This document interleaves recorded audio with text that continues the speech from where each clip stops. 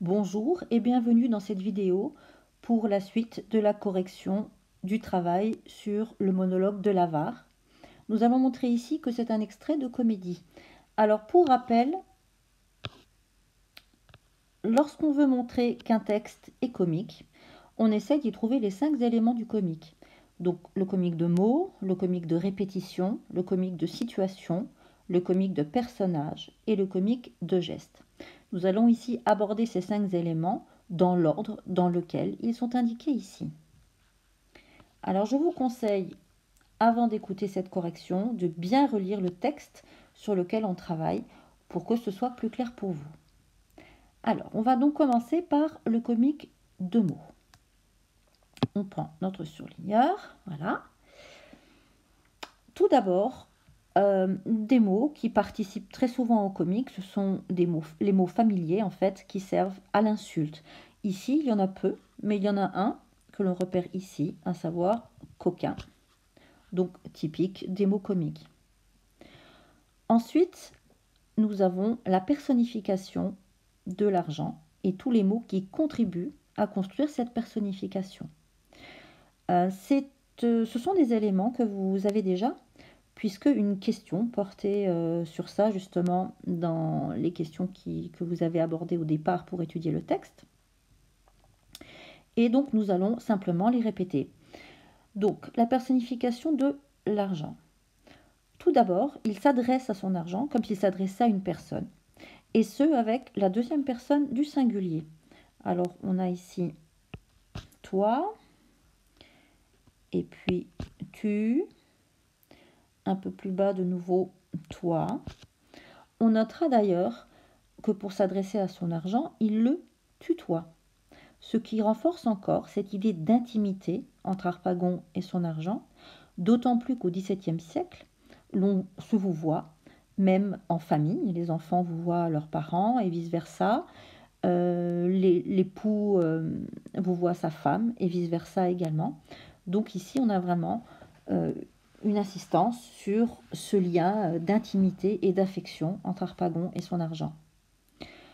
Vont contribuer aussi à cette idée les mots qu'il utilise pour s'adresser à lui et qui sont des mots affectifs. Alors par exemple, vous avez ami ici, et puis il parle de lui en parlant de son support, sa consolation, sa joie.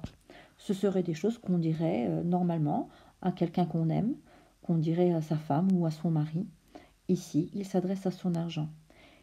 Cette idée est renforcée encore par les adjectifs à connotation affective, comme ici pauvre, qui est répété d'ailleurs, et puis cher.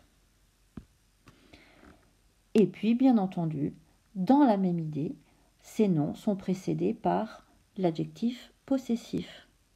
Mon, répété également, voilà. On a aussi là mon support, ma consolation, ma joie. Cela participe aussi à personnifier l'argent et à faire de cet argent une personne à laquelle Harpagon tient beaucoup. En fait, ça va encore bien plus loin que ça.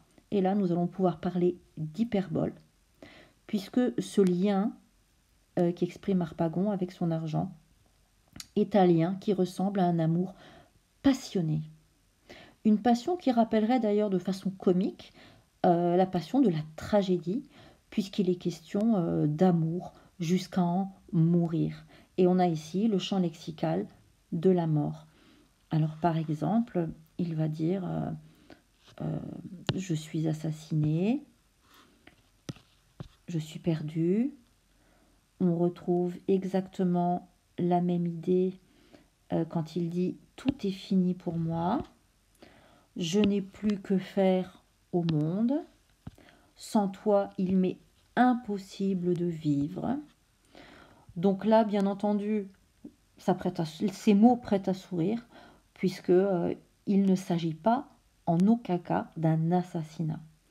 Il ne s'agit que d'un vol.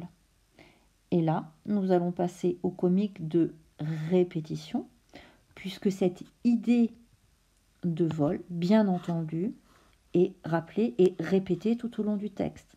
Nous avons ici au voleur, au voleur.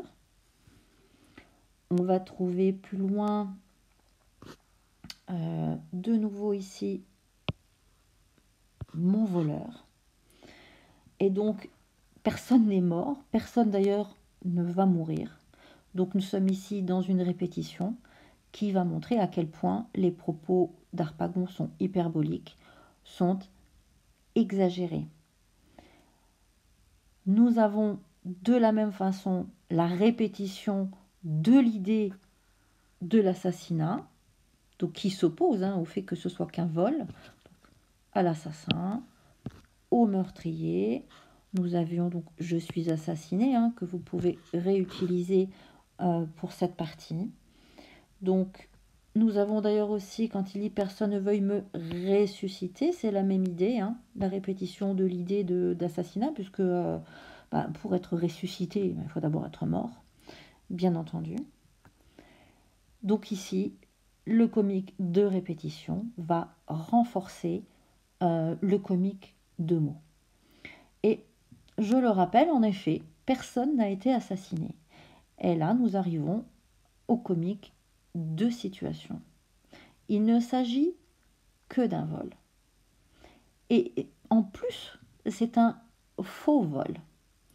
Ce qu'il faut savoir, c'est que le spectateur, lui, qui a regardé toute la pièce, sait déjà, pour avoir vu les scènes précédentes, que l'argent n'a pas vraiment été volé, mais seulement pris en otage par son fils, et que cet argent est toujours en sécurité dans la maison, que c'est un faux vol qui n'est destiné qu'à pousser Harpagon à renoncer au mariage d'intérêt qu'il a prévu pour ses enfants. Donc ici, nous sommes parfaitement dans un comique de situation. Harpagon est dans un état pas possible, il est prêt à en mourir, il est prêt à faire assassiner tout le monde, alors qu'en fait, l'argent est tout près de lui, dans la maison. Là, nous allons toucher au comique de personnages. Harpagon, en effet, fait partie de ces personnages qui font rire, mais qui font rire d'eux, et dont on a envie de rire, parce que ce sont des personnages qui ne sont pas sympathiques. Ce qui est d'ailleurs confirmé dans ce texte, quand on voit qu'il est prêt à faire assassiner tout le monde. Là, je veux faire pendre tout le monde. Ce qui est complètement disproportionné, bien entendu, et ce qui serait au niveau de la justice quelque chose de complètement injuste. Heureusement qu'il n'a pas ce pouvoir, et c'est pour ça que ça reste comique. Harpagon est un personnage dont on se moque, parce que c'est un personnage antipathique et que quelque part on se dit que c'est bien fait pour lui. Bien sûr, il se rend aussi ridicule par l'exagération qu'il fait de la situation. Il a l'impression il nous regarde tous. On a l'impression qu'il est complètement paranoïaque. On est vraiment dans une situation où le personnage est parfaitement grotesque et ridicule. Ceci va être renforcé par le comique de geste. On a déjà, donc, il crie au voleur depuis le jardin et vient sans chapeau. Ensuite, on sait que, il doit courir à droite et à gauche sur la scène, ou courir, ou ne pas courir, n'est-il point là, n'est-il point ici. Et puis, on a aussi la didascalie, il se prend lui-même le bras, qui va contribuer, elle aussi, à ce comique de geste. Nous avons donc bien vu dans le texte que les différents comiques sont présents, et ici, ils sont tous présents. Alors, le comique de mots, avec coquin, qui fait partie des insultes, typiques dans le comique de mots. Nous avons la personnification de l'argent, personnification de l'argent. Et nous avons aussi tous ces termes qui sont hyperboliques, qui contribuent à rendre ce texte comique. Le comique de répétition, nous avons le comique de l'idée du meurtre ou de l'assassinat, comme vous voulez. Et puis, nous avons aussi la répétition du mot voleur qui rappelle la vraie situation. Dans le comique de situation, eh bien, c'est un faux vol.